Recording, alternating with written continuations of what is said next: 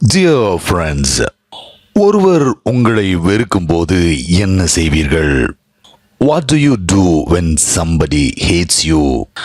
வெறுப்பவர் கணவராக இருக்கலாம், மனைவியாக இருக்கலாம், கேர்ள் ஃப்ரெண்டோ பாய் ஃப்ரெண்டோ, தெரிந்தவரோ தெரியாதவராக கூட இருக்கலாம்.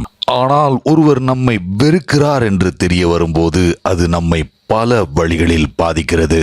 அன்றைய நாள் அல்லது அந்த வாரம் அல்லது அந்த வருடம், அவ்வளவு ஏன், நம்மை வெறுப்பவரோடு ஒருவேளை சேர்ந்து வாழ வேண்டிய நிர்பந்தம் ஏற்பட்டால் நம்முடைய வாழ்க்கையே வீணாக போவதற்கு வாய்ப்பு இருக்கிறது.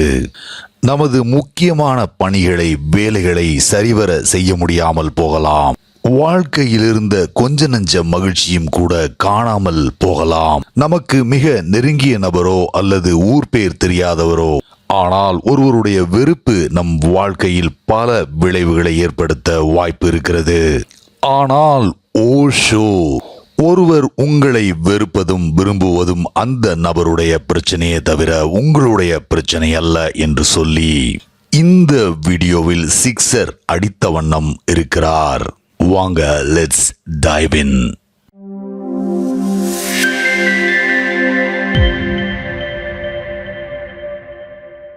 ஒருவர் உங்களை வெறுத்தாலோ அல்லது அன்பு செய்தாலோ நீங்கள் உங்களுக்குள் எந்த மாற்றத்தையும் உருவாக்காதீர்கள். அப்படி இருந்தால் யூ ரிமைன் தி சேம். இல்லை என்றால் உடனடியாக உங்களுக்குள் ஒரு மாற்றம் ஏற்படும்.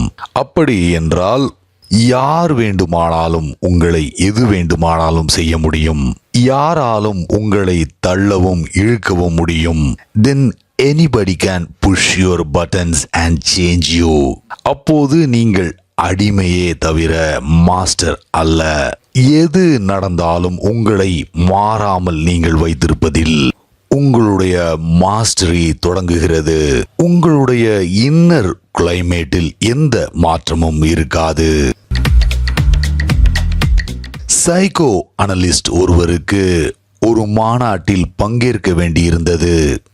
அவருக்கு அடுத்த இருக்கையில் உட்கார்ந்திருந்த அழகில்லாத பெண் ஒருவர் அவரை கிள்ள ஆரம்பித்தார். சைக்கோ அனலிஸ்டுக்கு சரியான கோபம். அந்த பெண்ணை கண்டிக்க வேண்டும் என்று நினைத்த போது அவர் மனதை மாற்றிக்கொண்டார். நான் எதற்கு கோபப்பட வேண்டும் என்று முடிவெடுத்தார். ஆஃப்டர் ஆல் இது அவருடைய ப்ராப்ளம். ஒருவர் உங்களை வெறுப்பதும் விரும்புவதும் அவர்களுடைய பிரச்சனை. இதை புரிந்து கொண்டால் உங்களுடைய இன்னர் ஹார்மனியை யாரும் கெடுக்க முடியாது. ஒருவர் உங்களை அன்பு செய்தால் குட், ஒருவர் உங்களை வெறுத்தாலும் நல்லதுதான். இரண்டுமே உங்களுக்கு வெளியில் நடக்கும் செயல். This is what we call mastery. இதைத்தான் கிறிஸ்டலைசேஷன் என்று அழைக்கிறோம். We become free of impressions and influences. ஒருவர் நம்மை வெறுக்கும் போது நாம் என்ன செய்ய முடியும்? அது அவருடைய ப்ராப்ளம். அதற்கும் நமக்கும் எந்த தொடர்பும் இல்லை. It has nothing to do with us. ஒருவேளை நீங்கள் இல்லாமல் போயிருந்தால் அவர் வேறு ஒரு ஆளை வெறுத்திருப்பார். வேறு ஒருவர் இல்லாமல் போயிருந்தால் தன்னையே வெறுத்திருப்பார். வெறுப்பதுதான் பிரச்சனை. நமக்கும் அதற்கும் சிறிதளவு கூட தொடர்பு கிடையாது. நாம் இல்லாவிட்டால் இன்னொருவர் அவருக்கு ஒரு எக்ஸ்கியூஸாக இருந்திருப்பார். கவனித்து பார்த்ததுண்டா? நீங்கள் கோபமாக இருக்கும்போது நீங்கள் கோபமாக இருக்கிறீர்கள், அவ்வளவே. அதை யார் மீதாவது காட்டும் போது அவர் ஒரு எக்ஸ்கியூஸ் தான். ஏதோ ஒரு கோபத்தில் அலுவலகத்தில் இருந்து வீட்டிற்கு வருகிறீர்கள். உங்கள் மனைவி மீது எரிந்து விழுகிறீர்கள். எனவே கோபமாக இருக்கிறீர்கள் என்றால் அது என் மீது கோபமாக இருக்கிறீர்கள் அல்லது மனைவி மீது கோபமாக இருக்கிறீர்கள் என்று அர்த்தம் ஆகாது. நீங்கள் கோபமாக இருக்கிறீர்கள், அவ்வளவே. உங்கள் உடல் முழுவதும் வெறுப்பு இருக்கும்போது அந்த வெறுப்பு என் மீதோ உங்கள் மனைவி மீதோ இருக்கிறது என்று அர்த்தம் அல்ல. உங்களுக்குள் அன்பு இருக்கும்போது அந்த அன்பு என் மீது என்று அர்த்தம் அல்ல. இதை புரிந்து கொண்டால் நீங்கள் இந்த உலகில் ஒரு தாமரை இலை போல் இருப்பீர்கள். தண்ணீருக்குள் தான் இருப்பீர்கள். ஆனால் தண்ணீர் உங்களை தொடுவதில்லை. இந்த உலகத்தில்தான் இருப்பீர்கள், ஆனால் ஒருவராலும் உங்களுடைய அமைதியை குலைக்க முடியாது. nobody can distract you. உங்களுடைய கம்பேஷன் வழிந்து கொண்டேதான் இருக்கும். நீங்கள் என்னை அன்பு செய்யும் போது என்னுடைய கம்பேஷன் உங்களுக்கு கிடைக்கும். என்னை வெறுக்கும் போது என்னுடைய கம்பேஷன் கிடைக்காது.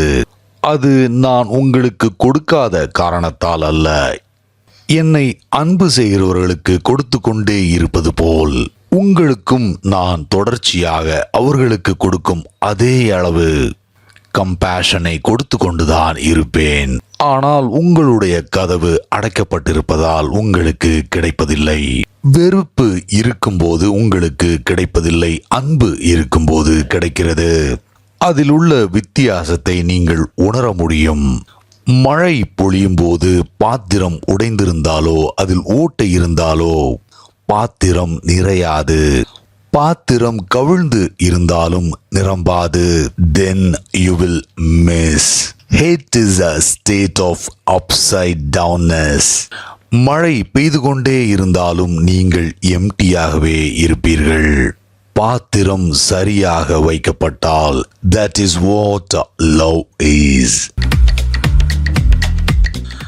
Thanks for watching. முடிந்தளவு உங்களோட நண்பர்களோட வீடியோவை ஷேர் பண்ணுங்க. உங்களுடைய விமர்சனங்களை காமெண்ட்ஸில் சொல்லுங்கள். அடுத்த வீடியோவில் சீக்கிரம் உங்களை எல்லாரையும் சந்திக்கிறேன்.